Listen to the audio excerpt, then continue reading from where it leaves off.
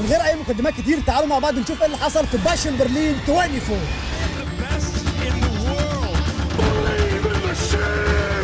Give me a hell yeah.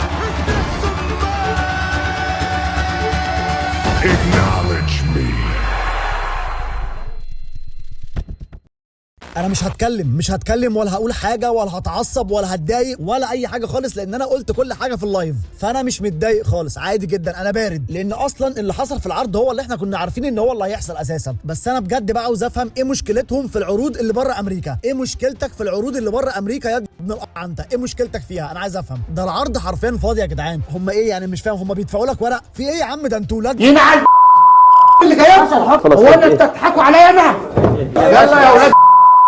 ده لا في مفاجأة ولا سيناريو عدل ولا عودة ولا حياة لمن تنادي ولا أي حاجة خالص. ده مش باشن برلين، ده محروق برلين. محروق إيه؟ ده احترام برلين، احترام. العرض كله محترم، بدأناها باحترام وختمناها باحترام. بقى هي دي النيو ايرا اللي انت كنت عرفنا بيها، واللي هو انتوا لسه ما شفتوش حاجة من اللي أنا مجهزها لكم، وانتوا لسه ما عرفتوش حاجة، انتوا لسه ما تعرفونيش، والهري الكتير اللي كان بيقعد. هي دي النيو ايرا، هي دي نيو احترام مش نيو ايرا. نيو ايرا ايه بس عليك وعلى اللي جابك؟ ماشي. المهم بنفتتح العرض بمباراة الأخلاق والأدب والاحترام والتربية والإحساس والمشاعر والعواطف وكل حاجة قول عليها زي ما أنت عاوز. فعلا تحس إن هم متربيين مرتين ثلاثة. ماما رودز عرفت تربي، وده لما أمه تعبت في المستشفى غالبا ربنا هداه. ماشي. المهم في بدايه المباراه كده لقيت لك كودي رودز وكيفن اوينز بيسلموا هما الاثنين على بعض. انا ساعتها بقى حسيت ان انا هشوف المشهد ده. ما تمدش ايدك، ما تمدش انت ايدك، اللي هو هيحسسوا على بعض، بس يعني الحمد لله ما حصلش الكلام ده كله. لا بجد عملوا ماتش قوي جدا جدا، فعلا ماتش يليق بيهم هما الاثنين ويليق بمستواهم. فعلا الماتش كله حرفيا لقطات جامده جدا، بتتفرج وانت مش عارف مين هيضرب مين اللي هيصد الضربه دلوقتي، مين اللي هيعمل الحركه دلوقتي. الاثنين فاهمين بعض بشكل جامد جدا مع تفاعل وحماس الجماهير. بجد قدموا ماتش للتاريخ، الاثنين في قمه مستواهم بجد. لحد بقى لما وصلنا لاهم لقطه في الماتش كله، كودي رودز طلع على الحبل 1 2 3 هوب مسك رجليه، المفروض ركبته متصابه على حسب السيناريو والكلام اللي هم قالوه في سماك داون اللي فات. فالمفروض ان كودي رودز داخل الماتش وهو ركبته مصابه، بس كان بيلعب طول الماتش عادي جدا على فكره يعني. لحد لما حصلت اللقطه دي كودي رودز مسك رجليه وجت فرصه لكيفن اوينز انه يستغل الاصابه، وكان هيستغلها فعلا، بس عرق الادب والحنيه والاخلاق والتربيه نقح عليه دلوقتي، جاي ينقح عليه دلوقتي. طول عمره غدار ابن غداره، وغدر باكتر واحد كان بيحبه اللي هو سامي زين، وجي عرق الحنيه والاحترام ينقح عليه دلوقتي، فما رضيش يستغل الاصابه. ففي اللحظه دي انا قلت بس خلاص يعني، ولا هيغدر بيه ولا نيله ولا اي حاجه خالص. اذا كان ما رضيش يستغل الاصابه بتاعته هيغدر بيه. وبالفعل بعدها كيفن اوينز جه نط على كودي رودز، نزل على ركبته. يا ساتر يا رب، يا عمود يا فقري، مش ممكن. ايه ده بس ثواني بس كده، هو نزل على ركبته اللي هي المفروض ان هي مصابه صح؟ هو انت في ايه؟ الجرح بيلم بسرعه عندك يعني ولا مش فاهم؟ انت في ايه؟ ده نازل بجسمه كله على ركبتك اللي هي المفروض مصابه يعني. صباح الفل. ماشي. المهم بعدها كودي رودز راح جاي مفنشه واحده كروس رودز وثبت وفاز وسط تفاعل جامد جدا من الجماهير، بعد ما هما الاثنين حرفيا هلكوا بعض في الماتش، هلكوا بعض. تمام لحد كده؟ تمام جدا، مفيش اي مشكله خالص. كلنا بقى كنا قاعدين ساعتها مستنيين كيفن اوينز يعمل حاجه كده ولا حاجه كده، غدره هنا ولا ضربه هناك، اي حاجه كده اللي هي يعني تدخل السرور والفرح جوه قلبنا. لقيناه قايم بيحضنه وبيرفع له ايده، والتاني يروح جاي رافع له ايده ويقول له لا والله ابدا، ده انا اللي ارفع لك ايدك يا راجل، ده انت اخلاقك مغرقانه يعني في الشركه يعني. وخرجوا هما الاثنين مع بعض وبيضحكوا ومبسوطين. بوسوا يا كيفن اوينز، اديله بوسه كده من جبهته ولا حاجه يعني، عشان تدل على حاجه في قمه الاحترام والاخلاق والله العظيم. ده راجل كيفن اوينز ما عملهاش مع سامي زين اللي هو متربي معاه اساسا، اللي هو صاحب عمره، ما عملهاش معاه. ده كودي رودز تاثيره في الاخلاق طلع رهيب جدا يعني. وزي ما انتم شايفين كده يعني، لا في غدره حصلت ولا شتمه حتى، ولا حتى يا عم سابه ومشي. مثلا كنا هنقول يعني كيفن اوينز بيدورها في عقله ان هو ممكن مثلا يعني يكمل معاه العداوه الباد بلاد مثلا ولا حاجه، يمكن مثلا اي حاجه، لكن ما فيش. ما شفتش في اخلاقكم بجد، ما شفتش. ده انتم محترمين جدا يا جدع، مش ممكن يعني. انا قلت لكم والله دي هم كانوا بيحمسوا الناس في العروض على الغدره على الفاضي على الفاضي بس، وكانوا مقفوشين جدا جدا وما دخلتش عليا ولا مره، وكنت كل مره بتريق على اللي بيعملوه لان ما كنتش حاسس خالص ان هم هيعملوا اي حاجه خالص في الاخر. اهو هنا كنت كاتب لكم احنا كده المفروض نتحمس يعني، لان انا عارف والله العظيم ان هو رياكشن متخلف ورياكشن فيك كده معمول وخلاص، اللي هو عشان خاطر نحمس الناس على الفاضي. في العرض اللي بعديه برده كتبت ده انتوا محترمين جدا يا جدع. اخر عرض بقى اللي الناس اتعشمت فيه جامد بسبب ان كيفن اوينز قال له في ودانه انت اللي جبته لنفسك، برده ولا كان اي حاجه بالنسبه لي، كان ده ملخص الحوار كده في الصوره دي بالنسبه لي فعلا يعني.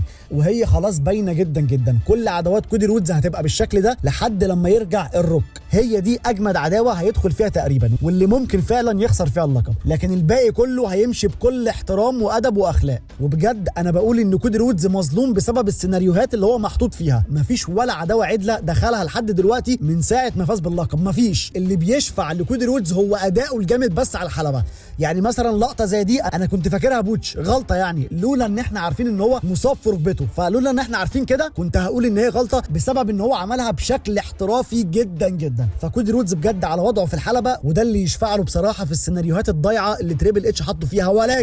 ولكن مش تريبل اتش بس اللي ظالم كودي رودز، لا كودي رودز هو كمان ظالم نفسه. كودي رودز رياكشناته حاجه تقرف بجد، حاجه تقرف. رياكشناته في الفقرات فيك جدا، يعني انت ممكن تكون محطوط في عداوه اي كلام بس انت ممكن تخليها في حته تانية خالص، لكن كودي رودز رياكشناته في الضياع يعني. لكن الحاجه الوحيده اللي تشفع له هو اداؤه الجامد جدا في الحلبه. عموما الماتش ده بالنسبه لي كان جامد جدا جدا كاداء وتفاعل، بس النهايه ما عجبتنيش قوي بصراحه، وهقول لكم في الاخر ترتيب الماتشات بالنسبه لي لان حرفيا كل الماتشات كانت جامده جدا. وبس كده يا معلم، ودي للماتش ده 9 من 10.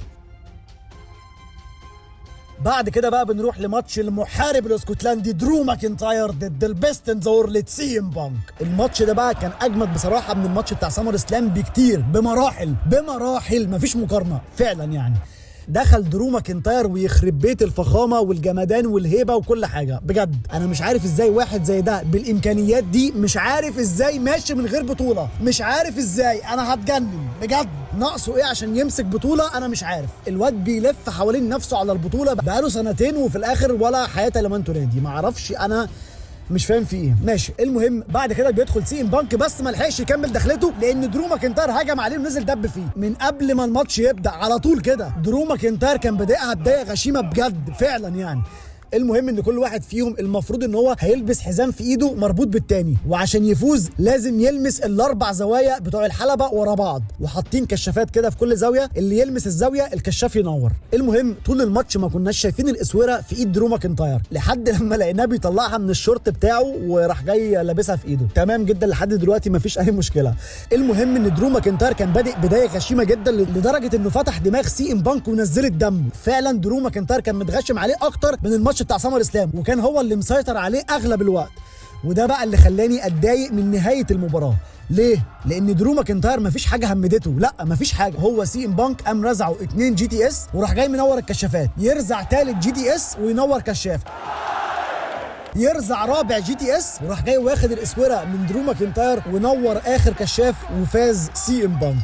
انا مش متضايق ان سي ام بانك فاز، لا خالص، لا بالعكس هو ده الصح فعلا. انا بس مستغرب ان طول الماتش درو ماكنتاير هو اللي مسيطر وفي الاخر جي تي اس هي اللي همدته. اللي هو ليه يا عم في ايه؟ انا كنت مستني سي ام بانك ينزل عليه بالكرسي، يجيب السلم وينزل بيه على دماغه مثلا، يجيب عصايه ويدب فيه عليه ولا ترابيزه ولا اي حاجه، اللي هو اي حاجه تهمد درو ماكنتاير شويه. لكن للاسف مفيش اي حاجه خالص من الكلام ده حصل. فالنهايه بالنسبه لي ما كانتش منطقيه، بكلمكم بجد والله. كنت شايف ان درو ماكنتاير محتاج يتضرب اكتر من كده، لكن حرفيا هو ما ضربش الضربات الجامده اللي تقنعني ان هو يتهمد بالشكل ده فعلا. هتقول لي خد 4 جي تي اس، هقول لك عادي، ما هو برده رزع سي ام بانك شوف كام كليمور وعوره في دماغه، وسي ام بانك كان بيقوم عادي جدا. فعشان كده انا بقول لك كنت بس عاوز حاجه يعني اللي هو تقنعني ان درو ماكنتاير يتهمد شويه، ولكن العقل والمنطق بيقول انت بتبوس ايه يا معلم؟ بتبوس ايه؟ انت ما شفتش هو مطلعها منين ولا ايه؟ ايه القرف ده؟ في ايه؟ ايه القرف ده؟ ايه بجد ايه القرف ده؟ طب اغسلها طيب ولا اي حاجه يعني ايه القرف ده يا جدعان؟ انا تمام ماشي اوكي. عموما ما اعتقدش ان العداوه انتهت على كده، واعتقد ان هم يا اما هيلعبوا تاني في باد بلاد زي ما الاخبار كانت بتقول، يا اما هيلعبوا ماتش ثلاثي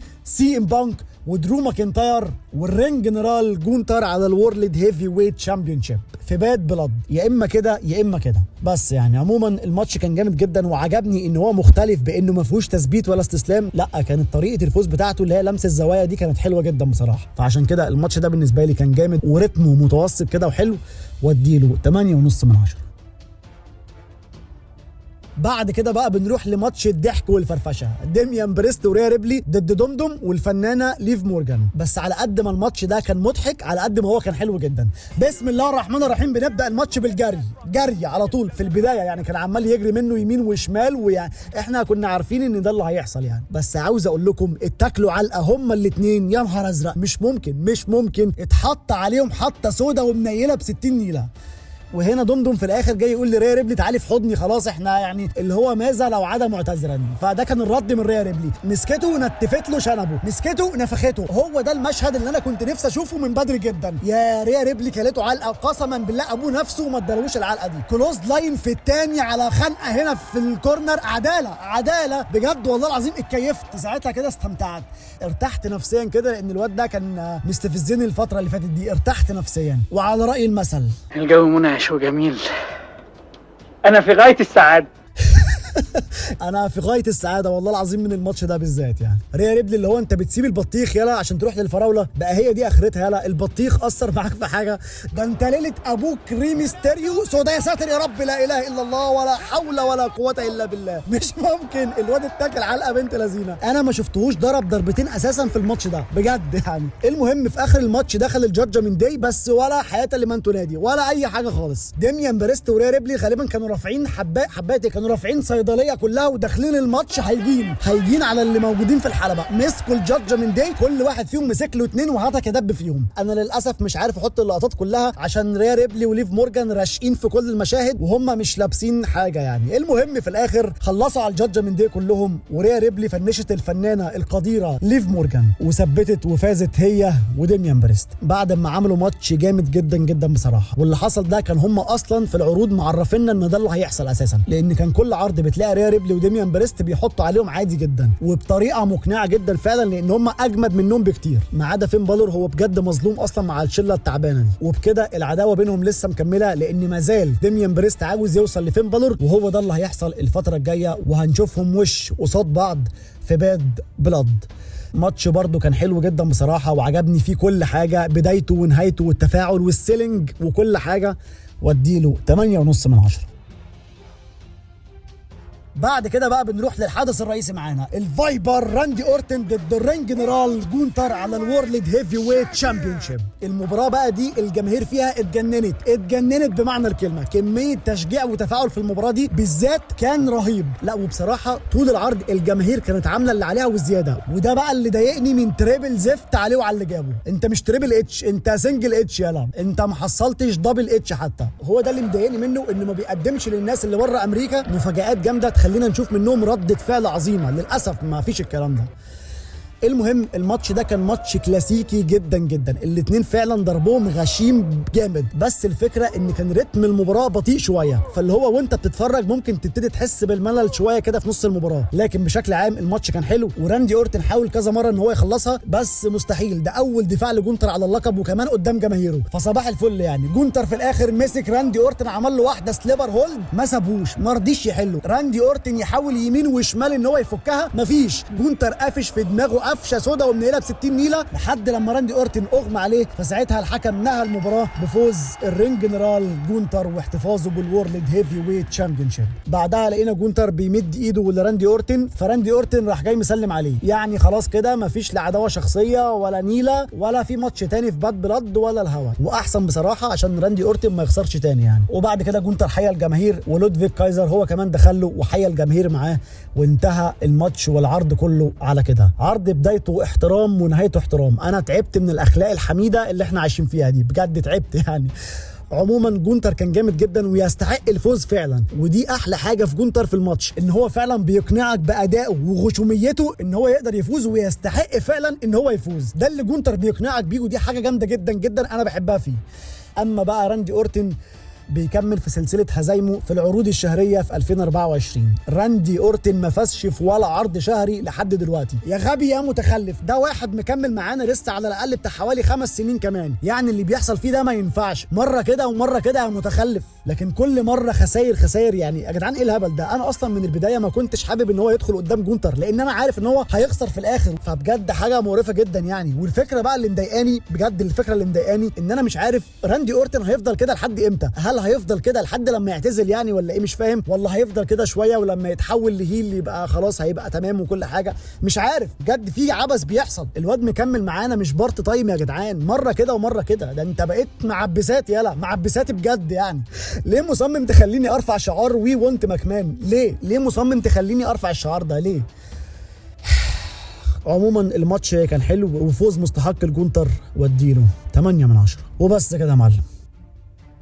عرض باشم برلين يا رجاله، عرض احترام من برلين يا رجاله، بالنسبه لي كان عادي جدا واقل من العادي كمان. عرض مفتقد للمفاجآت والحماس والشغف ونقل الالقاب، كل حاجه معروفه للاسف وكل حاجه محروقه يعني. فعلا عرض تسليكي عشان بره امريكا، يعني عرض باد بلاد انا عاوزكم تشوفوا هيبقى عامل ازاي، عشان طبعا قدام جماهيرهم، لكن الجماهير اللي بره دي تولع عادي مش مشكله، رغم ان قسما بالله الجماهير اللي بره بتشجع احسن مليون مره من جماهير امريكا والله العظيم. بس ما تفهمش ايه التخلف اللي عم زفت ده بيعمله. انا متضايق منه طول الفيديو بسبب الحوار ده، ان هو ما بيهتمش بالعروض اللي بره امريكا، مش عارف فيه ايه. عرض يعني كان اقل من العادي جدا، واديله 6 من 10. ومش عاوز انسى اتكلم على جمدان الجماهير في العرض ده كان عامل ازاي، بجد كانوا جامدين جدا وكانوا افضل من ما كانوا في سماك داون يعني. المهم اجمد ماتش في العرض ده بالنسبه لي كان اول واحد كودي رودز وكيفن اوينز، تاني واحد سي ام بانك ودرو ماكنتاير، بعد كده ماتش الجادجمنت داي لانه كان رتمه سريع وكان عاجبني، واخر واحد جونتر وراندي اورتن لان كان رتمه بطيء شويه فحسيت بالملل في نص المباراه. دي وجهه نظري واللي ممكن تختلف فيها معايا عادي جدا، بس انا قلت ان انا استمتعت بيه بالترتيب كده. قول لي انت برضو الماتشات بالترتيب كده بالنسبه لك كانت ايه؟ المهم ان كان اجمد حد بالنسبه لي في العرض ده كان الامريكان نايت مير كودي رودز. ايوه زي ما سمعت كده كودي رودز، لان اداؤه بالنسبه لي كان جامد جدا واستمتعت بلعبه فعلا يعني. وبس كده يا معلم، هو ده كل اللي حصل في باشم برلين 24. قول لي بقى في الكومنتات ترتيب الماتشات ايه بالنسبه لك من الافضل للاقل، مستني بقى اعرف رايكم في الكومنتات. وما تنساش تحط لايك وتشترك في القناه وتفعل الجرس عشان يوصلك كل جديد. وبس كده يا معلم، خلص الكلام.